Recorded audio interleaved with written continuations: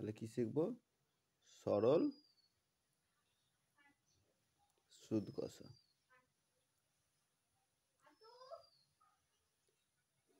ইংরেজিতে কি বলে? Simple interest.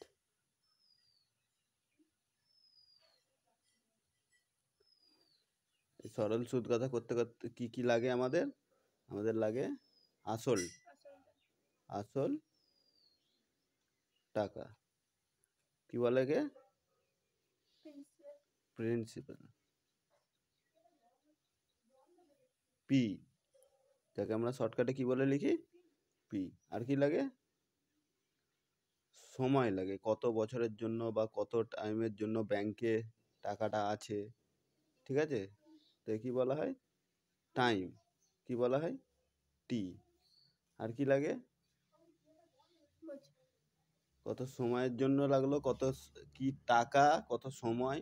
আর কি লাগে? কত সুদের হার, সুদের হার, কত ইন্টারেস্টে রাখা আছে। কি বলা হয় একে? Rate of interest. Rate of interest বলা হয় না,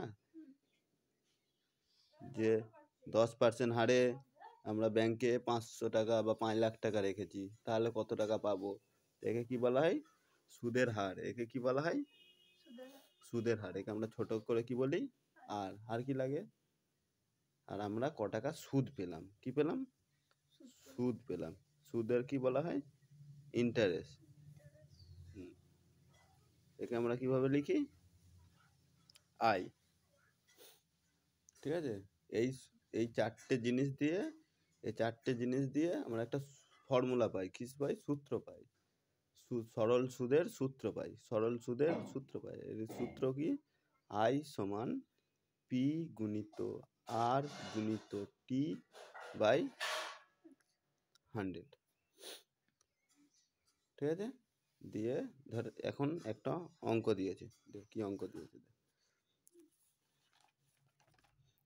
এটা করেছিস? এই অঙ্কটা দেখি। বলছে বার্ষিক শতকরা সরল সুদের হার, বার্ষিক শতকরা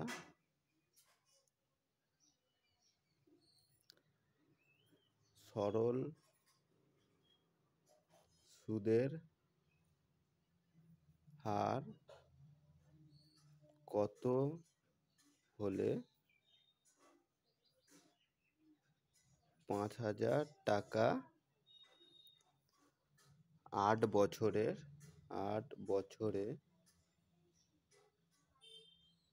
মোট সুদ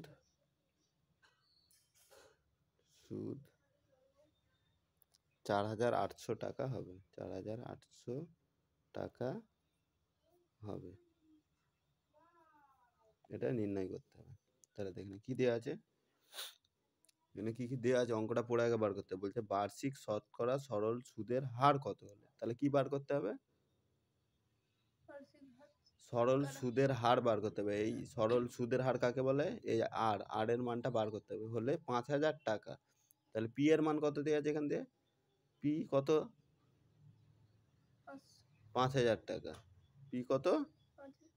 5,000 টাকা। সময় কত? টি এখানে বলে দিয়েছে 8 বছরে। তাহলে 8 বছর। সুদ কত? মোট সুদ কত পাবো? 4,800 টাকা। 4,800 টাকা। তাহলে দেখ আমাদের এখানে সূত্র অনুযায়ী পি আছে, টি আছে, আই আছে, কি নেই? আর নেই। আর নেই, তাহলে আরটা বার করতে হবে। এই তো হয়ে গেল। এবার কি ডাইরেক্ট সূত্র ফেলবো? আই সমান পি আর টি বাই 100। বা আয়ের মান কত আমার এখানে দেওয়া আছে, এই চারটে অপশানে দেওয়া আছে। আয়ের মান কত? 4,800 দেওয়া আছে। পি এর মান কত? 5,000 দেওয়া আছে। আর এর মান কত? আর এর মানটা নেই, বার করব। টি কত? 8 বছর দেওয়া আছে, নিচে 100। এবার এটা কাটাকাটি করবো। দুটো শূন্য এখানে, দুটো শূন্য উপর, নিচে দুটো শূন্য, উপরে দুটো শূন্য কেটে গেল। বা এখানে একটা শূন্য, এখানে একটা শূন্য কেটে গেল, তাহলে পড়ে আছে কি 480 সমান 5 গুণিত আর গুণিত 8, তাই তো? তাহলে আর সমান কি হবে, এইগুলো গুণের আকার আছে, এইদিকে সব ভাগের আকারে চলে আসবে, তাহলে 480/5 গুণিত 8। এবার কাটাকাটি করবো, 8 6 48 শূন্য, 5 12 60, তাহলে কত 12। তাহলে অতএব সরল সুদের হার 12%।